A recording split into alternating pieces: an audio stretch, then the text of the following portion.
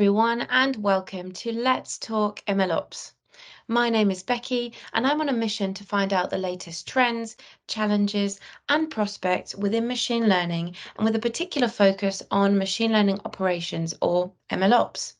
Throughout this series, I'll be talking to experts within the field who will share their knowledge as well as advice for implementing, monitoring, and scaling successful machine learning practices.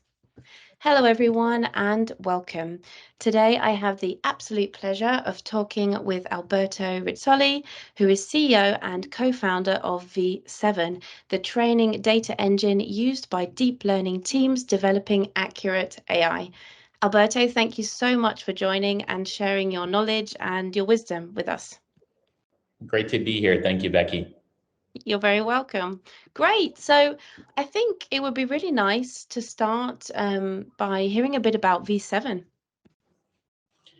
Yeah, basically, we're what's called a training data platform, or technically a training data operations platform. And training data is the information that AI ingests to learn. And our platform is used to develop this data, to enrich it with annotations and tags so that AI can learn the definitions of objects in images, videos, medical scans, or any form of pixel-based imagery where you, as a human, recognize things within it. But as a computer, you just see blobs of colored pixels that have no name to you. Yeah. So the teams that use V7 tend to be AI teams. They tend to be startups that have to compete or have to build an artificial intelligence in one specific field or another that has to identify something particularly accurately. And they use the platform to make sure, first of all, that they can develop this data to train a model, whether it's tuning a large model or training something from scratch, or to continuously improve the performance of an AI by either making it learn new objects over time or by making it increase its accuracy as the technology that we're using to develop AI grows and improves over time. So effectively, it's close to being the equivalent of what Git is for software development, but for AI development, a platform where you contain all of your AI's knowledge and improve it over time. Awesome. And is the platform, I imagine is it used across different sectors? Yeah, so like many pieces of tech and AI, it's mostly industry agnostic. We recognize many dozens of use cases that happen or are developed on our platform. Industry-wise, healthcare is a big one for us, with lots of data coming from medical devices being processed within the platform itself, or even areas like microscopy, satellite imagery, so geospatial data, all the way to your common manufacturing cases of quality inspection. This is all within the sphere of vision. Obviously, training data in general is used also outside of vision for natural language processing or for audio recognition, for example. And it's obviously the backbone of developing powerful AI and one of the biggest headaches in the MLOps sphere, because it's usually the source of a lot of the engineering work that needs to be done to move this data around and get it labeled, regardless of the industry that it touches and the use case that it covers. Cool. I suppose that's a good leader in then to the MLOps side. Where would you say MLOps plays a role in V7 and what you do and the platform? So if you can define MLOps or ML operations, it's the totality of the journey that data models and sometimes data scientists complete in either the development or maintenance of an AI. And it usually starts with raw data on one end and inference on the other. And inference is basically whatever an AI model spits out.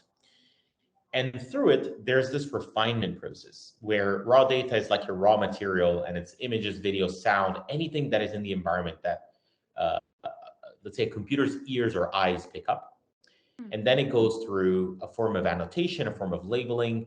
Then it might go through a form of data set management, a form of training, a form of experiment tracking, all these components that enable data scientists to turn raw noise in the data into knowledge, and then ultimately that knowledge into a result from an AI. We could call it wisdom, for lack of a better term, but Yeah. it's technically inference. It's just whatever a model spits out.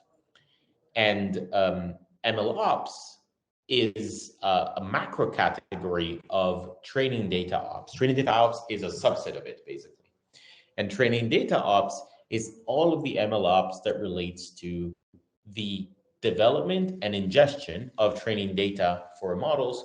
That also means whenever a model sees something and says, hey, I think that's a cat, but it's actually a very dog looking cat, to Mm. send that example back into the training data operations platform so that it can be readable by a human, and that say low confidence item can be confirmed by another intelligence, in this case a human intelligence, to say, yeah, that is indeed a dog. And I think we now have consensus that this should be part of your knowledge bank as is certified and correct. And it's a very important part of developing AI safely, because every company that is going to no longer rely on code but rely on AI wants to have accountability for whatever they're using these AIs for. Mhm. So, in short, MLOps is this basically macro area of combining all these different tools within machine learning and processes within machine learning. Training data ops relates to the parts that touch the development of training data and the use and management of training data. Okay, and I was going to ask, was there a particular point when you and V7 sort of became aware of MLOps practices as a concept and decided to implement them, or based on your definition, were they kind of always being implemented?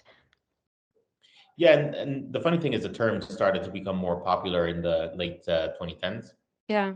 mhm, as obviously deep learning rose to popularity. But the the reality is that the concept of MLOps has also evolved quite significantly. And I think so. We were, as far as I know, the first, but likely not. You probably never are the first. There's someone before you to coin Mm. the term data set management platform, and we were some of the first to release something to market. And it's sort of the equivalent of a model zoo, but for data sets. And that's one element of the MLOps ecosystem. Mm. There's other companies that, for example, it's probably Andrew Karpathy from, at the time, the Tesla team, that coined the term data engine to talk about the basically training data operations loops that are created. And so I think it was over the past mainly 3 years that the MLOps ecosystem started to really consolidate. And it started from our friends over in mostly time series data.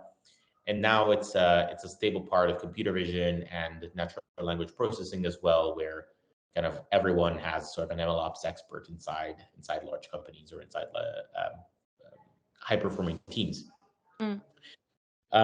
So I would say we've always been aware of it. Mhm. We are effectively a company that operates within the space. Internally, though, I think we're sort of self-critical about our own use of MLOps tools and processes, and it's good because we dog food our own our own product in a way. Obviously, V7 is a platform for managing this training data, but it has a whole lot of AI functionalities within it, Mhm. especially for automating the process of manual labeling. And in doing so, we use a lot of MLOps practices. So we understand that we're collectively as an industry not really in a perfect state, but slowly but surely turning something that used to be the wild west of tools cobbled together into a nice ecosystem of integrations. Okay, cool. And in V7 specifically, do you have MLOps engineers who are assigned solely to that side of the process, or do you have other team members who may be data scientists or machine learning, more traditional machine learning engineers who also take on that side? Yeah, great question. We don't, because we just call them software engineers. But Mm. realistically, the majority of our engineers are working on some form of MLOps tool or integration or system. And many of our customers have software engineers and data scientists, and sometimes simply known as deep learning engineers or sometimes research engineers, that technically are there to implement MLOps components and MLOps practice inside the deep learning org. The titles are not yet well consolidated. I think MLOps engineer is rarer based on what we're seeing so far.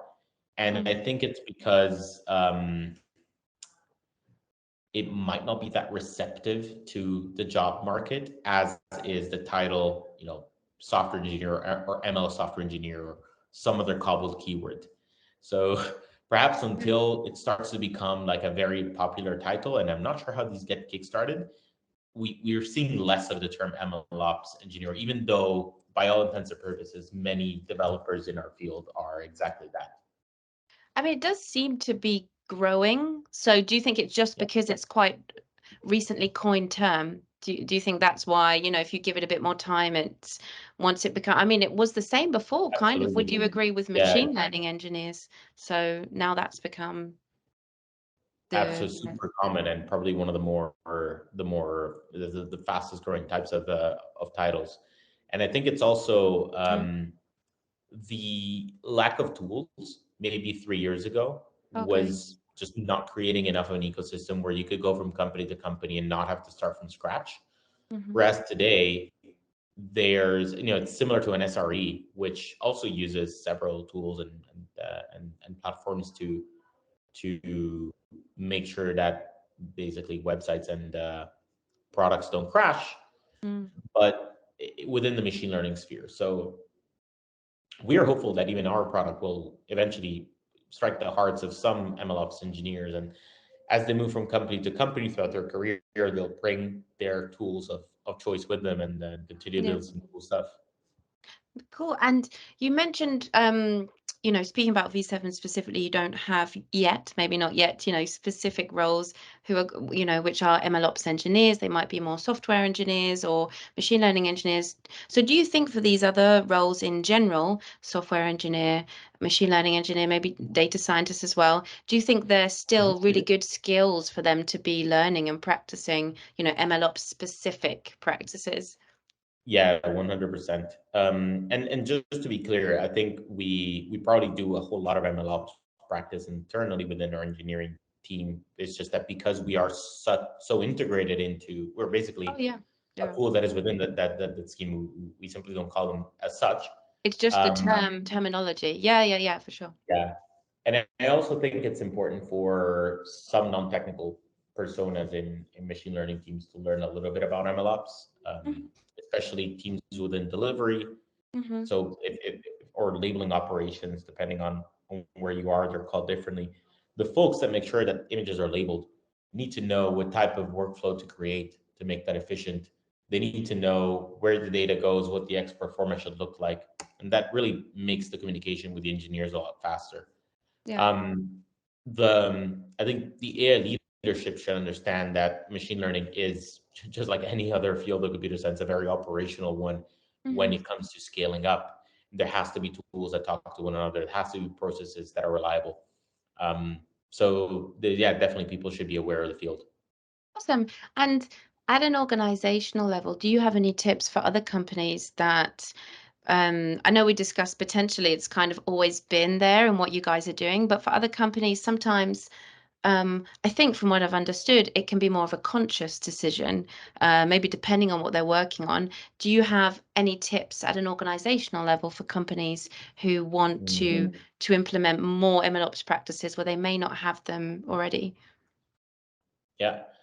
Start by trying some cool tools. One of them is called V7, but there's plenty of great platforms out there. From if you want to do experiment tracking, widths and Mm, biases is probably one of the bigger names in the field. If even platforms like Hugging Face now help significantly with the field of MLOps in general. mhm, They are now spinning up a data set system even, and uh, so start with looking at what's out there before you build anything internally. Most of these tools are created by people just like yourself that just want to make sure that AI happens faster, and they will save you a ton of time, especially if you integrate a few of them together, and they will also grow around you quite fast because many of these tools are new. So they are going to continuously have new features and new functionalities over time. mhm, Other than that, like see it always as a data game. AI, as we know, is largely just a compression of data into a neural network that if you compress enough of it in the right ways, it's indistinguishable from magic or intelligence. But at the end of the day, make sure that you have a very data-driven, data-centric approach to the resources that you put together. It's not about the parameters of the models that you tune. It's still going to be the unique edge is going to be how well you can leverage the internal data of your business, the stuff that is unique and only findable within your company and not on the general internet, which is probably right now one of the more popular areas of AI, just training on the internet and then creating mega GPT like models. Mm-hmm. But it won't be that competitive for long. And the stuff that's really going to make the difference is either the stuff that you get labeled because it becomes this unique knowledge that your AI has an edge for, or the stuff that is already within your business. And that's another thing that is like unique and not accessible by the rest of the world. Awesome. And regarding challenges that, we know all organizations come across many different challenges, internally. Are there any, what are the sort of, if any, are there any sort of MLOps related challenges that you're seeing at the minute internally? One of them is on data set sizes. Mhm. So we're now coming to an area in which billion image data sets are a thing. And it's just not a it's just not something that many databases are ready for, including our own. Our data set management system is made to handle many, many millions of images, but when it comes to several billions, that's when things get very scary, even for the most skilled backend developers. So that's one thing that we're encountering as a challenge, and it needs to be broken up into smaller data sets, and that just slows down a lot of development. Things need to be done in different labeling streams. Another one that we struggle with is new keeping up with new model architectures is quite difficult. I think we tend to get accustomed in industry to one architecture that works well. We train on it, and then we're like, well, this thing is reliable enough. And there's this invested time bias in not switching to something that's newer, more state of the art, because sometimes the gains can be quite minimal, and there's some Mhm. risk associated to it. So it's like AI is this freight train that progresses really, really fast, and you can only commit to implementing one or two things that it presents to the world every um, every 6 months, maybe like a new architecture or a new type of model. And so you can't commit to everything, and in a year's time, whatever you've developed becomes largely obsolete. And then other challenges that we're encountering are on trying to get customers and users to use more sophisticated ways of managing their training data. Mhm. Examples of this would be just running consensus tests on the output of two models. So having two models, a new version and an old version, run on a data set, like an example test set or a benchmark, so that they can, so you can evaluate if the newer model is significantly better and where does it still make mistakes, and observe those images. So we've been working on some of these features for some time, and there are things that we're trying to get people to use more of, as I think it makes way more difference in understanding where your eye needs to be improved, and ultimately make you need to label less data because you're just focusing on the extreme edge cases that can lead to like a catastrophic error of the AI itself. What have you found is the best way to encourage people to use them more? Um, in many ways, we have a team. Like it's a pretty boring answer. We have a customer success team That's that will okay. check in with customers and tell them, "Hey, are you using this? Why aren't you using this?" If that But I'd like works. it. Yeah. Yeah, yeah. I'd like it to be more organic. I'd like us to produce a bit more content on showing how some of these things are done. The Hmm. problem is that a lot of the stuff that is happening in the background in the AI development is actually rather unsexy, and so it's quite it's quite difficult to create content that people will like closely listen to. That's about comparing the IOU of two polygons and how you can do it really simply, so that you can tell if an AI is better than another.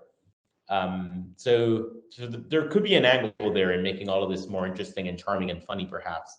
But at the moment, the Something to thing that think works about. best is Yeah. calling customers. Okay, awesome. I think a nice question to end on would be, and this can be MLOps related or not, or maybe both. What are you feeling really passionate about at the minute, within AI in general? Obviously, everything you guys are doing at V7 is incredible, but also, aside from the things we've spoken about, what is really exciting, do you think, at the minute? So everyone's raving about the massive impact that large language models can have because they are Yeah. this plastic Swiss Army knife for completing sequential tasks or responding to any query. But I think there's one area. Well, there's two areas. One's protein, and I'm going to put my hands up and say that I'm underqualified to actually preach to the world about protein folding and protein sciences. But within health, and that includes just like public health and healthcare, even patient notes, and using these as further training data to imaging, um, contains a massive opportunity that could have an economic impact that is way bigger than what we're seeing today with search. And let's not forget, search is actually working already pretty great without actually giving you a straight answer. So you have to actually click on a link. But being able to create diagnostic systems and healthcare systems that are able to be multimodal in nature, so they understand your radiology images as well as patient notes, as well as metadata from for example, machinery that is scanning your body or Hmm. sensors that are monitoring your heart rate or blood sugar. These or blood oxygenation, sorry. uh, the combination of these could lead to far greater economic impact. And it starts from just simple unit economics. The cost that the NHS, for example, here in Britain, pays to scan one digital pathology slide, which is what you do when you get a histological Hmm. exam for cancer screening, is over £700. And you have to do them twice a year if you're a recovering cancer patient or if you're at risk. And that's just one small area of public health. Not to mention, this is just for disease prevention and discovery, but there's a lot more that we could do on just further understanding the human body and the way it decays and the way it ages, that I think AI will help us unlock in this coming decade. And there's a lot of unknowns there, but I think we are making significant steps towards unlocking a type of data that is basically everything that's happening inside our body that we've Hmm. previously been terrible at modeling. And I think AI is going to be one of the ways of getting us there. Awesome. And I'm guessing from what you said, some of this technology is already developed and available, would you say? I mean, I know, of course, it's an ongoing process, but is some of this technology already out there and being used Yeah, in there's healthcare, for amazing example? companies there's amazing companies that use V7 to develop computer vision models that scan anything within the human body. And there's ones that combine that with, for example, elements of text or other types of tags. But I think we are still at the tip of the iceberg of what we're able to do collectively as a computer science community. So I think the best is really, really yet to come. And so far, I think the penetration of AI in healthcare system has still been minimal, despite the results in academia being promising. Um, Doctors are really smart. Because medical practitioners are just really, really smart people, and but once we eclipse that, we're going to be eclipsing one of the biggest pools of knowledge in the world, and potentially bringing a ton of value everywhere. Do you think we can expect to see big changes starting to happen over the next few months, from the things you've seen and where you're sitting? Or is it a longer sort of yearly decade process? It's I hope so. I think, but let me rephrase this question. I think that we have still some unknowns on whether the Hmm. current paradigm of what makes AI great, which is transformers, can really help us solve these much deeper problems in biology and in medicine. Hmm. It's not a given, but it's the most promising piece of tech we've got. So let's say it's maybe a flip of a coin, and if it's tails, then we might need to wait for the next big breakthrough in AI. And how are we going to notice that there's a big breakthrough in AI? Probably like a long queue outside of a lecture hall at NeurIPS, or maybe like a completely empty room. Like we don't know. These things can be a little bit unpredictable. Um, but there's a chance that we might get there with what we have already. But that would be for the better. But I think the like curious scientist in me would like also to see more breakthroughs happen that take us 10x forward. Yeah, of course. That would be amazing. Well, I'm afraid that's all we've got time for today. Thank you so, so much, Alberto, for joining, for, discussing V7, your experience as an organization with MLOps, and just giving loads of great wisdom and tips. So thank you. Thank you, everyone who's watching, wherever you are. I really hope you enjoyed today's episode. See you again soon. Bye-bye. Let's end with a little bit about Logic. At Logic, we recruit specifically within the machine learning engineering and research fields in the UK, Canada, and the US. We pride ourselves on our innovative, community led approach and having a deep knowledge and understanding of the roles that we recruit for. That's one of the reasons why I've started this podcast. If you're looking for your next professional challenge, or on the other hand, you might be an organization looking to expand your machine learning team, then please feel free to connect with me on LinkedIn and send me a message.